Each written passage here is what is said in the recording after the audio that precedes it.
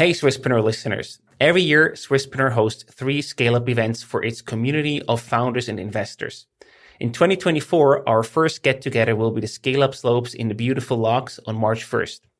Join us for a day of skiing or co-working among fellow entrepreneurs and VCs, followed by a flying dinner with a mountain view and a keynote speaker from a well-known Swiss scale-up.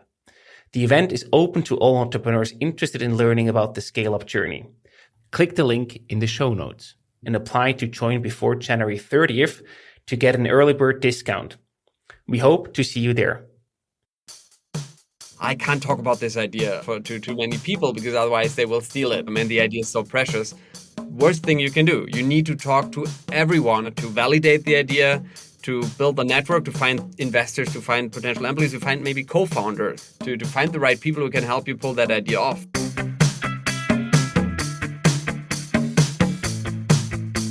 Welcome to the Swisspreneur Show, a podcast about startup stories and learnings from experienced entrepreneurs. Here's your host, Sylvan.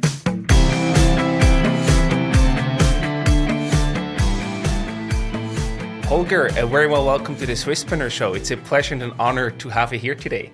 Hey, Sylvan. Nice to be here. Thanks for having me. You're the co-founder and CEO at Blinkist. I think almost every listener knows the app or has it used him or herself, the mobile-first micro-learning app. And before we talk about your journey from founding, validating, scaling, and then exiting your company, I actually want to start with your personal background. After your university, you worked for big companies like Volkswagen and Deutsche Telekom for just a couple of years before you then started Blinkist. Were you always dying to go your own way and build a startup? Yes, absolutely. My passion for entrepreneurship got ignited when I was in school, thanks to a teacher who brought a lot of business. He brought a project to our school called Business at School, where that is all about understanding businesses, creating business plans, and eventually virtually starting your own company. And this project really taught me that I love this. I love starting something. I love being an entrepreneur. And since then, I always gravitated towards these ideas. Still, in university, I wanted to see the world, wanted to see different things. So did different internships that helped me to go abroad. Volkswagen was an internship actually in China. So I wanted to go to China and then found Volkswagen as a company that could get me there. But during university, I found, like-minded people that also want to be entrepreneurs. We started a student consultancy together in our student town, and then frequently would brainstorm ideas, but did not have the idea that convinced us at the end of our studies. So I wasn't bold enough to just move to Berlin and say, well, let's find an idea. I went the classical route and applied for a proper job at a big company to continue to learn something, earn some money. And during that job, we continued to brainstorm and then eventually had the idea that convinced us. And then it was a quick decision to quit the job and move to Berlin. Amazing. What would have changed your mind? You finished university. What would have changed your mind to directly start your own company, or what was missing? Was it just sort of a lack with the leap of faith to take? It was an idea that convinced me. I think I was raised rather conservatively, so maybe I wasn't crazy enough or bold enough to just say I'm not applying for a job, but I immerse myself in finding an idea to start a business. So that seemed to, and that was 2010. So it was not, I think it was different times. The startup ecosystem in Germany was pretty nascent. There were some, Rocket Internet was around and some first startups, but it was not that, especially not where we were from in our university in the middle of Germany. It was not like, there were no role models that, just went to a city, say Berlin, to then found an idea and then started a business. So I think due to the lack of role model, I was not daring enough. And this conservative, or not really conservative, but this normal, I was too normal maybe, and said like, okay, after university, you need a job, you need to earn money and you need to do something with your life. So we all decided, my co-founders and I, the ones that I already was working with in university, we all decided to start a job. So I guess we wanted to become entrepreneurs, but we were not daring enough to just bet on it without even having an idea.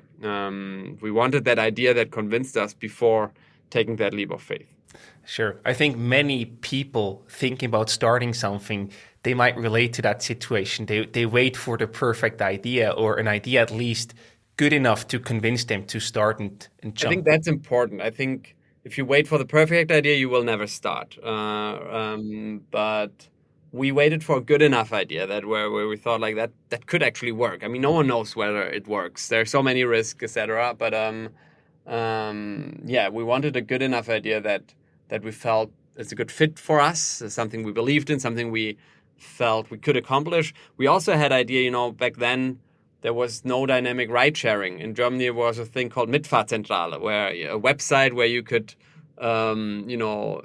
say like, tomorrow I'll drive from Hamburg to Berlin and I have 3 seats left in my car. Who wants to join? So that was around, but nothing was dynamic. No one talked about Uber or something else. So we also had an idea for a more dynamic ride sharing, but that later, now there is BlaBlaCar, there's dynamic ride sharing, and there's Uber.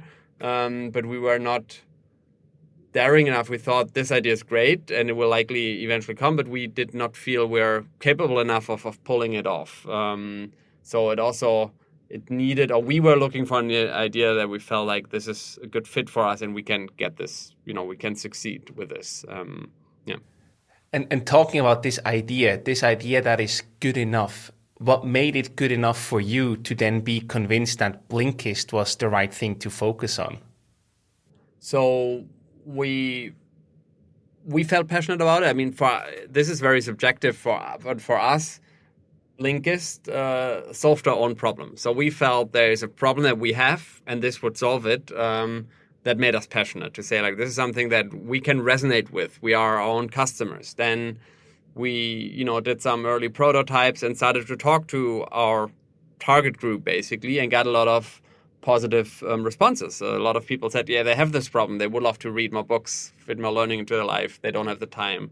They don't have the motivation. So we had a pretty strong feeling there is a problem here that is worth solving. And then we just thought with the rise of smartphones back then, 2011, 2012, we thought new usage patterns will emerge and there will be new ways to solve such a problem.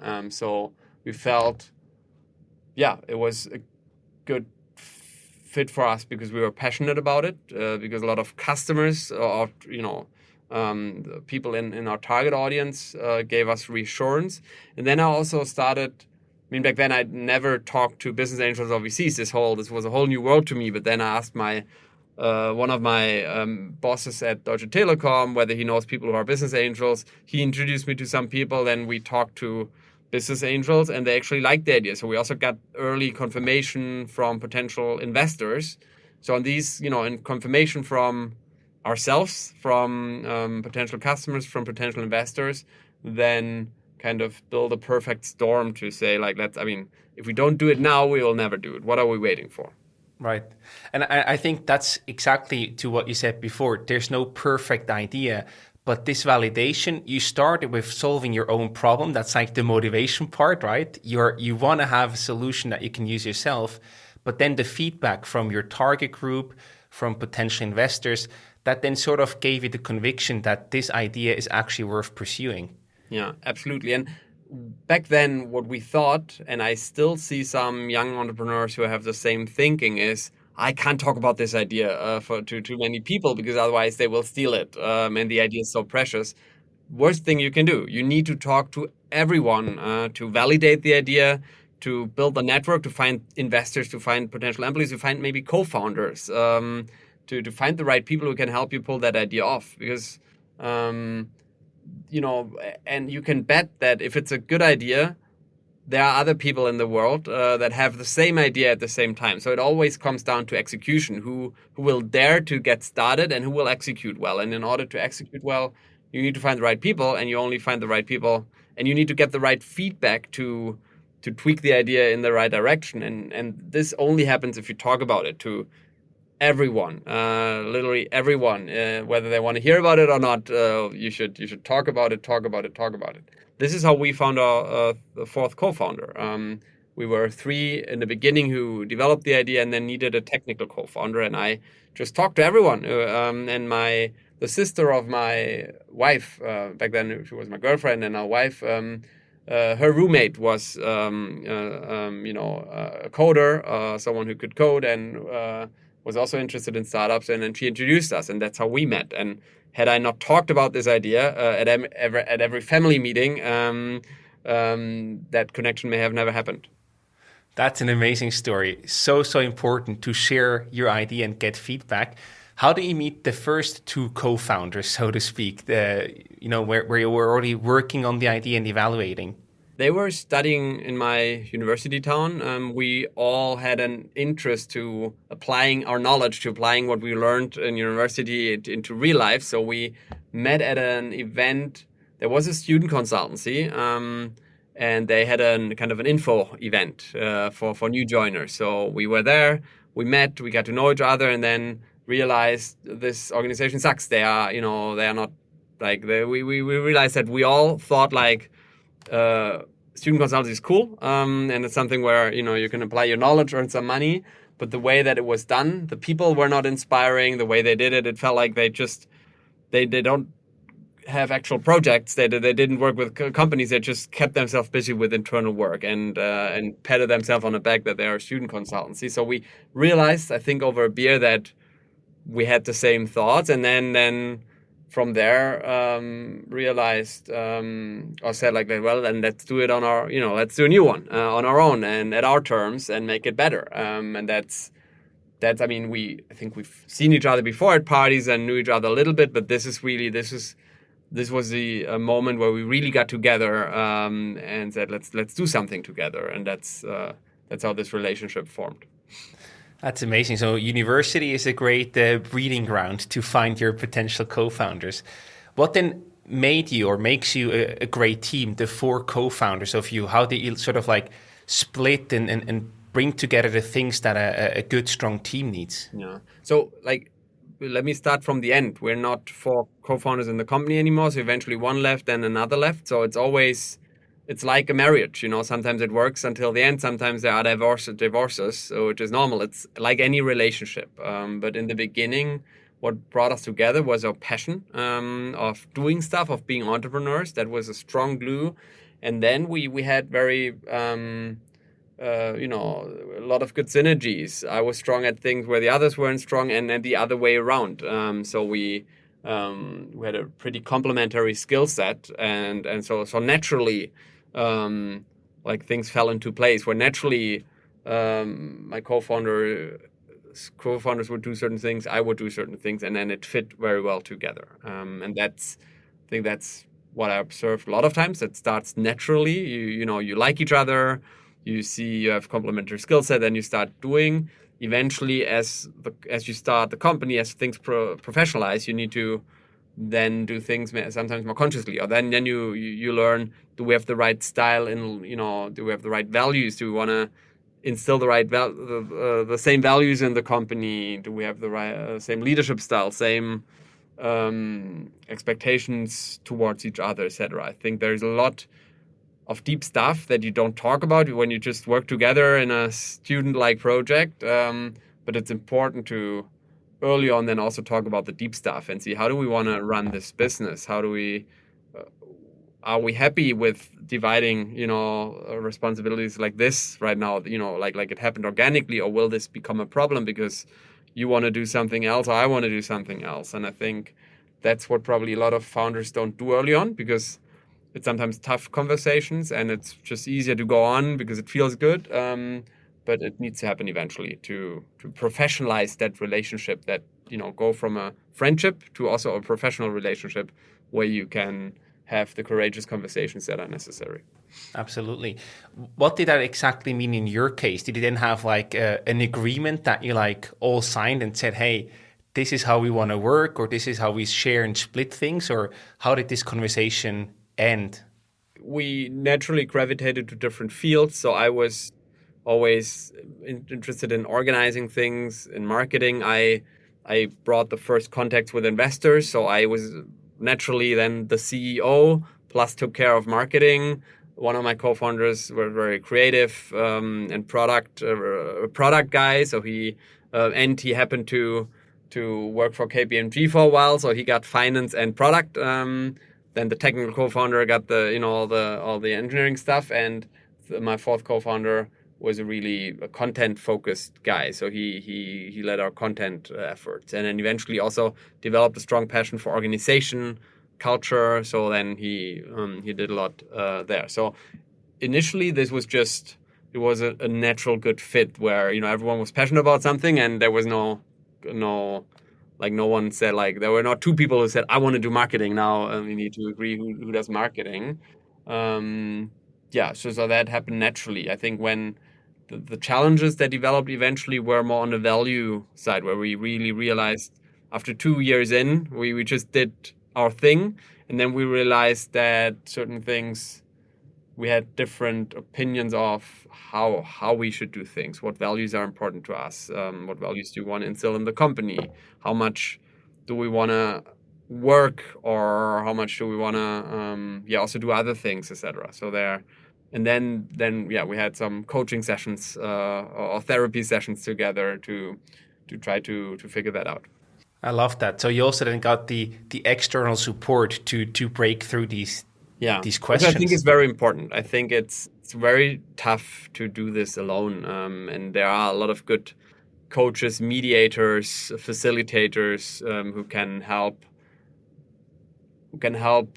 couples. I mean, it's also the same with couples therapy, right? Who can help people who are in a relationship, in a professional or private relationship, to have the conversations that are necessary in a way that is non-violent. If you have it yourself, then emotion gets part of it, and then you start fighting, and then you go down a negative spiral. And it's very important to have a person in the room who can make sure that this goes into a positive spiral instead. You mentioned a really important word, non-violent communication, right? Yeah. I'm sure you're referring to the book there. Absolutely. Amazing. Very, very recommended in all ways of life, I would say. Yeah, absolutely. And I recommend to start with the blinks, but also the full book is obviously very good. 100%. So you then actually launched in 2012 officially. And I wonder, you said you were talking to your target group, to investors, but how do you then go about taking, the first initial positive feedbacks to actually, okay, now we really validate the idea to see that we are really building something, not just for ourselves because it's our own problem, but for a market that exists and wants what we're building. How did that validation happen? First, we did it all wrong.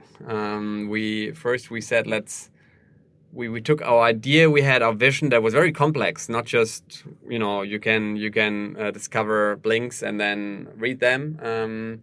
But we thought also how to organize your knowledge. We thought of knowledge graphs and lots of complex stuff. And then we had this really big idea and said, let's build it. It needs to be big and it needs to be whole to launch it, because otherwise it's not complete. So we tried to launch this really big thing, involved a designer who then got crazy how we could design it, also with really fancy animations, etc., etc. And then 3 months in, when we had all these designs and started to code, there was an event in Berlin that a company would invite people that you could show your prototypes to get early feedback. So it probably took us 3 months to do the first proper prototype testing, letting people click through click dummies that we back then did with PowerPoint, because there was no tool for it. So we did a PowerPoint with links so they could click through it, and then we realized that people thought we are a video app and not a reading app, because it was way too visual, way too and also we realized people don't want all these functions. They want to discover titles, then they want to read them, and they want to organize them somewhere in a library. And then we tuned it all back to, then we really found our MVP, and then also learned we need to talk to users frequently as we built. And so, I got better over time with that, to really think if we have an hypothesis, what's the MVP we can build here to the real MVP. And I think when I think back, I think the real MVP for Blinkist would have been an email list where you can subscribe to. Maybe you pay €2 a month or like low price point, and we send you a PDF every week or twice a week or whatever. That would have helped us to get the first 1,000 early adopters with very low cost structure and to learn who's interested in that, and then to have a couple of 100 or 1,000 people who are willing to pay for it, and then ask them, okay, now we want to build an app. What's important to you in an app? And that would have helped us to go to market faster with much less investment and learn faster. But we wanted the app from the start, and so we invested a lot. It took us long to go to market, and then took us 1.5. Like we started in June 2012. I think we've reached product market fit 2 years later. So until summer 2014, it was still, or probably even end of 2014, we were stagnating at a very low level. Had to raise 2 bridge rounds to be able to continue. So we're always close to bankruptcy, and it was really hard to find investors because we hadn't proven anything. We already burned a lot of money, but we had not found a scalable system yet. And in hindsight, you're always smarter. It got us where we are today, so it's okay. Absolutely. At the same time, these 2 years that you mentioned, or 2.5 years, that also sounds like that was quite an intense period, right? I assume you put in a lot of work and also money into building an amazing product, but you didn't build the traction that investors wanted to see or that you as founders wanted to see. What kept you going in these 2.5 years to not say, let's give it up, this is not working, we do something else, or we go back to our jobs? So let me first say, everything is an intense period. If you think or if anyone who wants to start a business thinks, okay, I need to get through that first phase, and once I have product market fit, things will be easy. No, they won't. Small companies, small problems, big companies, big problems. That's what they say, and that's true. And in my experience, at least. And so what kept us going? It was fun. It felt like a continuation of our university life. We were, working hard, partying. So we were, getting in the office at 9 or 8:30, working hard. Eventually at 6 p.m. opened the first beer, continued to work, had dinner at office. So it was really a blend of this job was our life, and we were all passionate about it. We loved it, and so it was just fun. It was, of course, sometimes we thought, damn, maybe next month we have no money anymore. How do we do it? So there were obviously some sleepless nights, but we also felt like, what's the worst case? The worst case is we don't succeed, and then we start a new company, or we go back to a corporate player. We knew that we are learning a lot through this, so our employability will be better. I think being an entrepreneur is the new strategy consultant. Back then, people went into consulting or investment banking to have a kind of an on-the-job MBA or whatever, and then eventually they join bigger companies. And we thought back then, worst case is we have our entrepreneurship MBA here, and then we find another job if we need the money, or we find another idea and start it again. So it didn't. We couldn't. We were really privileged that we could not fall very deeply, because we always knew if this goes south, we'll find another job, and it's not the end of the world. So I think that's why it was didn't feel as heavy. And maybe I'm just ideal. It's 8 years ago. Maybe I'm saying it right now because it's so long ago. But I really feel like I did never feel like, oh damn, my life depends on it. Yeah, I think that seems to be a healthy way, to take the pressure out of it. It's a privileged way, right? Not everyone can say that. There are a lot of people that have financially, it's also not that like we weren't coming from rich families, but our families would have been able to support us for a couple of months, to give us the time to find another job. So it was always, we had a safety net, and the confidence that we will find a job very quickly, and that's a privilege that not everyone has. Yeah, fully agree. So I also want to talk about Blinkist itself. I know most of the listeners exactly know what you're doing, but just for someone who has never heard of Blinkist before, can you quickly explain how it works, both from the consumer's end, but also from the content production end? Sure. So, if you want to fit more learning into your daily routines, if you want to read more books, but you don't find the time, you can use Blinkist to do exactly that. We take books, or we take long-form content, mostly nonfiction books, but also podcasts, articles. We blink them. That means we distill the key insights into 15-minute reads or listens. So you can either read that or listen to it, provide all of that via an app. So you can download us on iOS, Android, discover, tell us your interests, and we recommend stuff for you. But you can also search for the stuff you like. Then you start to read or listen, and when you're waiting for the bus, time that people now listen to podcasts or listen to radio, a lot of our customers then fill that time or part of that time with Blinkist to stay on top of things, to grow personally, professionally, to broaden their horizon, to just instill their curiosity, basically. So that's what we do for consumers. That's available for consumers, also for companies, to give it to their employees as a corporate learning tool. From a content creation perspective, we do have an editorial team who finds the right content, the right titles that are interesting, that are on bestseller lists, etc. We read them. We take the key insights out of them. That's a pool of experts, of freelance experts that do that, and then we create nice pieces of content in both text and audio. So it's a very well-oiled but manual process that is now increasingly supported by AI. So with the advances of Gen AI these days, we can, in parts of this process that was purely manual in the early years, or in most of the time, there's now also AI support. But there's still humans that ultimately read the book, and then humans. AI is not as advanced yet to just take a 500-page book and spill out a summary that makes sense. So AI has a supportive function, so to speak. Absolutely. But one question that comes to mind here with the 15-minute concept, right? There are some books, it seems, that are so big or so knowledgeable that it's really, really difficult to condense them into a 15-minute summary. Does your team often run into this challenge or this problem? So our objective is not to perfectly summarize a book. This is not possible, because you can't transport in 15 minutes what a book transports in 10 hours. You need to.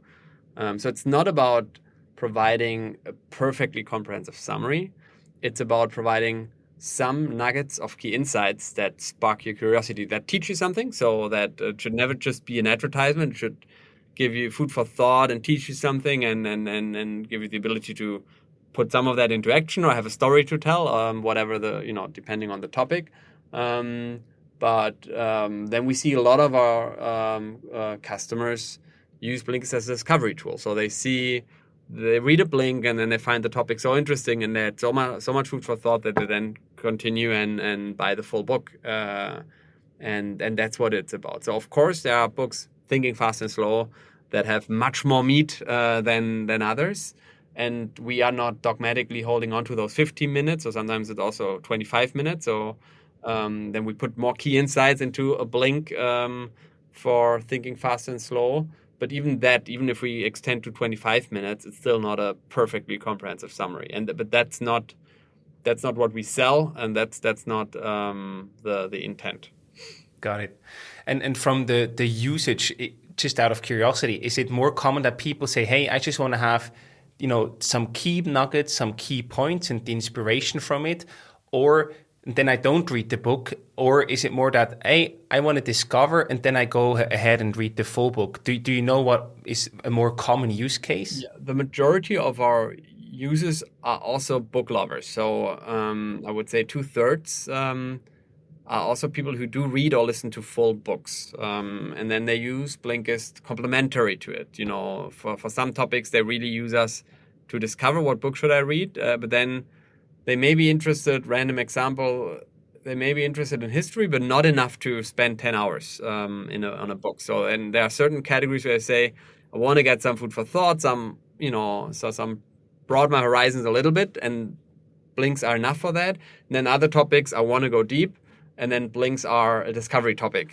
This is a discovery format for me. So we see a lot of users who use us in both ways, depending on the category. But then there's also probably then 1/3 of users who claim they do not read or listen to full-length books anymore. They get their information, their learning from YouTube, from podcasts, from TikTok, and from Blinkist. So they use us as one part of, one aspect of their information diet, and books are not part of that. Right. So you basically solve two very interesting problems, right? You save the time problem. So you help people save a good amount of time in case of the 1/3 that they don't have or want to read the full book. And for the others, you help to make them better decisions to set the right focus for the next book or the next learning experience. Yeah. Yeah, and it's not so much about saving time, because I believe all of us spend a similar amount of time on learning, ultimately. But we have very different patterns. Some read books, some watch YouTube videos, others read a lot of articles online. I mean, saving time, we can use that in our advertising. It's a strong claim because everyone wants to save time. But in reality, you never save time. You just fill your existing time with different formats. And we can we've invented a format, or we provide a format that is interesting to a lot of people. It gives them a good amount of knowledge density in less time. Let's also talk about the business side. How does your business model work? You have a freemium and the premium version, also some affiliate links, I think. So how does the business model work? So we do, we're a subscription model. So if you want to have full access to our library, you have to pay for it, because it's, as I said, there are a lot of people working on that content. So we have to obviously fund that somehow. And there's a free model. If you do not want to pay for it, but still want to read a little bit, there's one free blink of the day. So we curate one blink per day. So if you open the app, you will always find a blink that you can read or listen to for free. And if you want to have full access or pick the ones that you read, then you need to pay. We do have affiliate link, like when you're interested in a book and you want to buy it in full, there's an Amazon link. But the truth is, very few people click that Amazon link. Even though a lot of people use Blinkist as a discovery tool, but then you don't have a pattern. When you read a blink and found it interesting, then you don't go back to the app and say, where's the Amazon link? I want to click here. You just go to Amazon.com or to the app or to your favorite bookstore. Wherever you buy books, you have a habit, a pattern, how to buy books. And people just use that pattern. So no one is looking for a link on Blinkist to purchase. So this is not a meaningful revenue stream for us. It's a subscription model is the core revenue stream, and that's the business model. And the interesting part is we know that from a B2C market subscription, basically I as a private person can buy the premium subscription, but you also offer that for business and for enterprises. Yeah. How is that split for you? Which revenue side is more important for you? We were focused on consumer for the most time in the past 11 years. So this is the dominating revenue pool. But the B2B revenue pool is growing at much higher rates. It's a lower base at the moment, but we started to focus on it 2 years ago, and it's growing at still 3-digit rates year over year, because there's a lot of interest from companies. But yeah, we needed to learn how to set up a sales force, how to be a B2B business basically. So I think in terms of future value generation and scale, B2B will become increasingly important for us. It's very, very interesting. sort of additional revenue stream that you're building up there. I think that's super, super interesting. Going back to the B2C case, how do you actually acquire a new user? It seems to be quite a marketing-heavy acquisition that you have to perform, right, in a B2C space. Yeah, we do. We are on all the platforms that you would assume. So Facebook, Instagram, Outbrain, Taboola. We do a lot of content marketing, a little bit of TikTok, podcast, influencer, Google, the Google universe. So we have a pretty diverse paid marketing program. We're also building up an SEO program. We have a lot of content. A lot of people search for books, for topics. So that's something we're increasingly tapping into to also build a more organic user acquisition program. And then there is word of mouth. We have a natural habit to talk about things we've read. And so the more we can get people to use the app, the more opportunities we create for people talking about us or talking about the content and the insights they gain from Blinkist. And then they will also say, well, I got it from Blinkist, check it out. That's it. Yeah, that's very cool. Natural word of mouth to bring you more users. Then one thing that once you have a user that I think can be a big challenge is the retention, right? They sign up to Blinkist, maybe they listen to 2-3 Blinkists or even more. How do you then make sure that you actually retain them after signing up? That seems to be almost an equally big challenge. It's like everyone is fighting for attention, lots of apps, lots of services.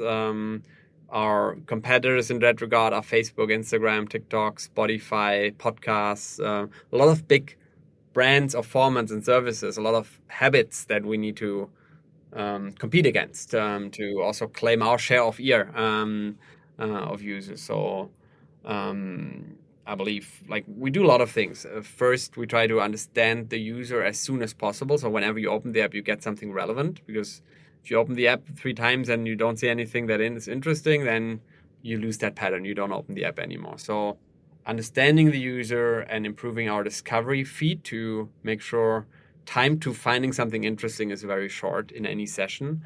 That's a core lever we're seeing. We use CRM, email, push notifications to remind users, but then also you can't just remind them, hey, we're Blinkist, we're still there, come back. You also there, again, you need to send interesting content that is relevant at the right time to provide an incentive for people to get back. So these are things. And then we try to make our content better frequently. Like if you spend 50 minutes on Blinkist and you walk away with an aha moment, with a cool insight, then the likelihood that you come back is much higher than if you spend 50 minutes and can't remember anything. So these are the levers we're seeing. We're also there's a cool feature called Spaces, where you can invite friends or colleagues into a space, like a digital book club, if you will. So that's something we're seeing it's getting used more and more, and people who are in a space are more engaged, because then you have that social element. If I get a recommendation from Blinkist, that's less powerful than getting a recommendation from a person I know and trust, because I know if that person recommends that title to me, it's probably relevant to me, and I want to also feel some social accountability. Then that person may ask me eventually what I thought of it, so I want to read it. Also just to be able to talk about it with that person. Nice. And how do you find out what is relevant for a person? That sounds like a very data-driven approach to understand. Absolutely. It's pretty simple. We ask people what they're interested in first. So we try to get some data, some first-party data, what you're interested in. And then we see your usage. We see what you're actually reading, what you finish reading or what you stop reading, etc. And then we feed all that into an algorithm, into a black box with machine learning to figure out what is the next thing we should recommend to you. That's what we're currently doing. We're also thinking of ways can we tap into external data. There's a lot of we only capture a very small share of your learning. But if we knew which articles you're reading, which podcasts you're listening to, if we knew all that, we could build a much better profile to deliver you better recommendations. So there are thoughts, how can we learn more about what you're doing outside of Blinkist to give you even better recommendations. Nice. So it's all about strong content, but then also making things meaningful or relevant for you in that moment? Relevance is the keyword. Let's also talk about the funding. You mentioned that, early on you had the investors on board, and you then actually built traction in the first 2.5 years. In total, I think you raised more than $34 million in 5 funding rounds. What was more important for you, looking back at these years, successful fundraising in terms of really fueling the growth or steady profitability? I'd say both. I mean, in the beginning, before we raised our Series B, we never had a chance to be profitable because the business model, because we choose to start an app, we had to create content. So we had some cost factors that we could not just make go away. So, and we knew we need to reach a certain scale to be able to fund the minimum headcount that we need to run this business. So early on, it was all about growth and raising funds. So no one asked us for, can you be profitable in 6 months? People wanted to understand how can this be profitable, at scale, and that's what you can model that easily. But yeah, so in the early years, it was more about staying frugal to keep burn rate low. So we can, with the funds we raise, we can get go as long as possible. But it was never about profitability, but all about growth, because that's what early stage investors want to see is the market big enough and are people interested in it. And then eventually after Series B, we realized that at scale it gets harder to grow. You have some churn, but you need to make up for that churn and then grow on top. It gets more expensive to grow. CACs, customer acquisition costs rise. So we thought we may get into a situation where growth investors that would invest in Series C, D, eventually think like this gets too expensive, and then we would need to accept terms that we do not want to accept. So then we said, now we have the ability, just logically, we can run this company in a way that is cash efficient, that is break even, so we can be in charge of our own destiny, and that felt good. As I described earlier, in the early years, we had phases where we were not in charge of our own destiny, and we were really relying on new funding. So there was a situation where we felt like in 2 months we were running out of money, and we do not have funding yet. So and it was really last minute. We had 2 last minute situations with funding rounds, and when we then at a later stage had the chance to become in charge of our own destiny, we took it and said, let's run this company at break even and still grow, but don't grow too aggressively, because we don't know whether or at which terms we would get funding to fund that growth at all costs. And it's also not a winner. We're not in a winner takes it all market. So we did not have the incentive to say we need to capture market share as soon as possible to win. One thing you said stuck out as counterintuitive from my outside perspective. You said the customer acquisition costs get more and more expensive the bigger you grow. Is that because you have some low-hanging fruit, so to say, people who are really, looking for a solution like Blinkist? Once they have it, you have them in your user base, and then to grow further, it gets more and more difficult to find new users. Is that the case? It's usually the case. I hear from also most investors told us, as you grow, your customer acquisition costs will become more expensive, because obviously early on you find you market in the cheapest channels and you market to your early adopter audience, but eventually you want to get out of that niche and build a mainstream product. And building a mainstream product requires to do more brand awareness, than users. There are a certain set of users for any brand that you explain it in a minute and they say that I've been looking for that and I'll buy it right away. But eventually you get into an audience, into the late majority that needs more education, that needs to hear about you 7 times and needs to be educated more. And then eventually you said, yeah, now I've heard about it from here, I've heard about it from there. There has to be something to it. I'll give it a try. And so that requires just more marketing touch points, and more marketing touch points means more marketing budget. So it's a I think with a lot of companies, it's the same. The rule of thumb: as you scale, your CACs get higher. Yeah, I think that's important to keep in mind as an early stage founder when we build our financial models, because I see many founders, they say, well, now it's a bit expensive, but later it will get cheaper. But it's actually the other way around, and that's very important to keep in mind. There's probably also, depending on how early you are, sometimes you have not cracked the code yet on how to run our advertising on Facebook. You need a certain scale to train the algorithms. You need a certain team to do funnel optimization to improve conversion rates. So usually you actually do see that your CACs are getting lower as you get smarter about conversion optimization, how to manage a funnel. But then eventually, once you have a well-oiled machine, and then you want to scale further, then it goes up again. Mm-hmm. Thank you for sharing that. I think that's super helpful insights. I have one last very important topic to talk about to you. What happened in 2023? You were acquired by the Australian content company Go1. So please tell us a bit more about that, why you decided to sell and why that was the right partner for you. Yeah. The minute we took venture capital in early on, we knew eventually there's an exit, because venture capital wants to sell eventually, whether that's through an IPO or through a trade sale. These are the two options. So selling the company eventually was always built in. There was no pressure from our board. Everyone was still happy and we grew.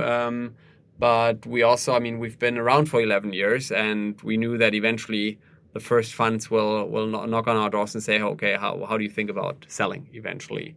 So in the past years, my job also became to build relationships with companies that could potentially buy us eventually, and to see what, test the waters here and there. That was just part of my job. Go1 was a company I knew since 4 years. I frequently traded notes with Andrew, the CEO and founder. We got along. We had a lot of very good chemistry between us. We knew there's a lot of synergies. They were strong in B2B. We had a strong product and content and a consumer brand. And we always sometimes jokingly said, look, if we were one company, we could do so many things together.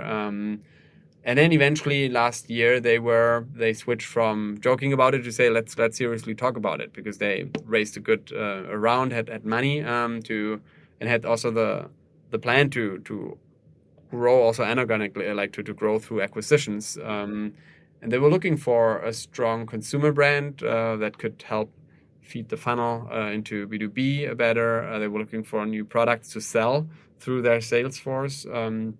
So eventually, we met to think about how could that look like. So we said let's do a two-day workshop among the founders to see, is there a fit? Is there a personal fit? Is there a fit in vision, etc.? And that checked a lot of boxes. I think both sides walked away from it saying this could work. And then we decided to start into a process and negotiated. They did due diligence, everything you do, and it felt, why did we sell? I think it's a rare opportunity to find such a good fit that is both from a business perspective a good fit that has a lot of synergies. So we did not need to lay off any people here. It was not like, okay, we acquire you and then we can get rid of 50% of our workforce, but it was really synergetic. So finding something with such a strong synergy, with such a strong fit in terms of vision, with such a strong personal fit is very rare. And then I thought, do I wait another 2 or 3 years to try to get a better price because we grow?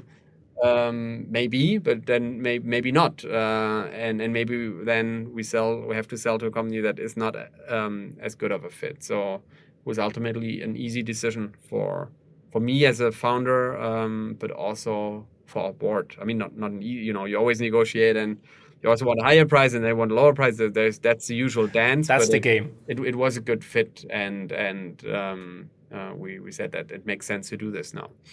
So this seems to make a ton of sense from a strategic perspective, right? Strong B2C brand worldwide, strong B2B sales team. You combine the two and you have a really good leverage. How did you arrive at the price? Yeah. that's pure negotiation. You look at multiples. You like the buyer, like both sides look at multiples. What are other companies in that sector worth? What's revenue multiples, EBITDA multiples? You look at strategic synergies that they'd also play a role, and then eventually one side, in this case the acquirer, starts with a price, starts with an offer. They need to send a term sheet, right? And then you send a red line of that term sheet back, and then you go back and forth. But yeah. I have to ask, it's my job as a podcast host. How much did you sell it for? We do not comment on that. That's what we agreed on with the buyer. But it was a good price that made everyone happy. Okay, that's a good hint, that the investors were happy and everyone was happy. Yeah. So now also, of course, after the acquisition, what is next for you? Do you plan to stay on board for a longer time? What is the plan for you? Yeah, I plan to stay on board. I'm now no longer the CEO of Blinkist. I'm now COO learners at Go1. So we are an organization now that focus on the learner. So that still is predominantly growing Blinkist, but also, Go1 has products or that have learner-facing elements, and we can use our consumer experience to improve those things. So we want to get rid of the thinking we're Blinkist, you're Go1. We are all Go1 now. And we have learners, consumers as a person that is interested, a stakeholder. We have employers, organizations as a stakeholder. And we also have creators, content creators as a stakeholder. These are the three stakeholders. And we are organizing the org principle is focused on these three stakeholders. And I focus on the learner together with my team here, the former Blinkist team. And that's a lot of fun. We have big ambitions, big opportunity ahead, and I'm not done here. So I'll stay on board and have work to do. And how was it for you as a founder and sort of the face of Blinkist also as the CEO, to sort of sell your baby to a certain degree? Was that an easy process, or was it also a bit emotionally challenging to let go and find a new home, basically?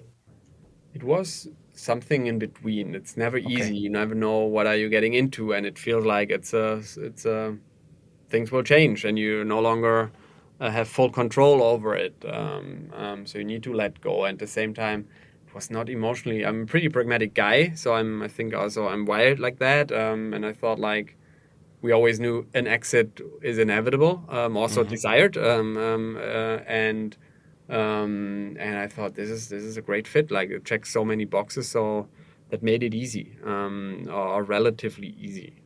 So yeah, I think. And then you sell, and then you get into the first integration, and you feel like, oh damn, this feels different now. I don't have as much autonomy anymore as before, not because they are micromanagers or tell us what to do, but just because you have to work in a broader, big organization. There are new stakeholders, new interdependencies, new things you have to take into account. This is so. As everyone here at Blinkist, we go through a change process now. That at times has, there are hours that feel discomfort, that feel like, oh damn, this really changes now.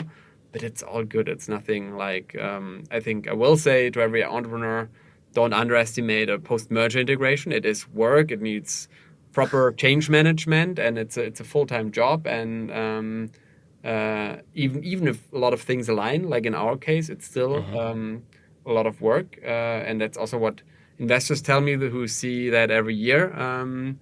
But it's another, I love it. I learn so much. I learn so many new aspects now. Like in a year from now, I can say I also been there, done this, which is great. Amazing.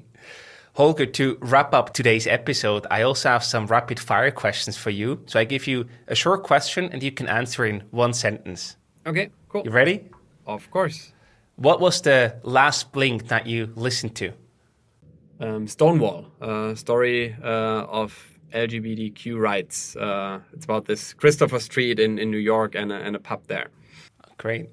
Are you more of an early bird or a night owl? Early bird. More so even with my two kids now, but have always been an early bird. Coffee or tea? Coffee.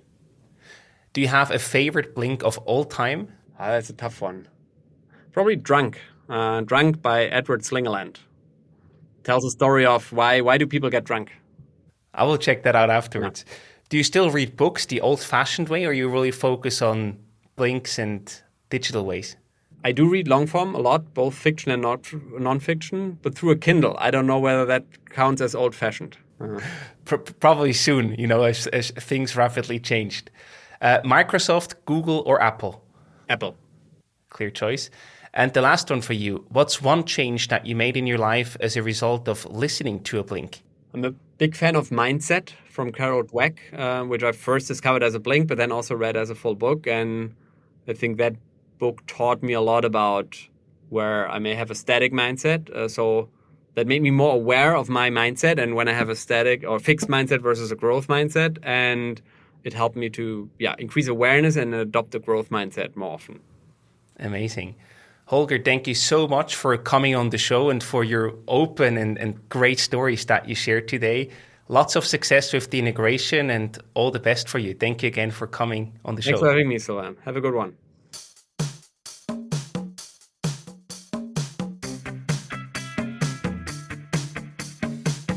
We hope you enjoyed today's episode. If you did, you can support us by rating our show on Apple Podcasts. This way, we can reach an ever-growing number of aspiring entrepreneurs.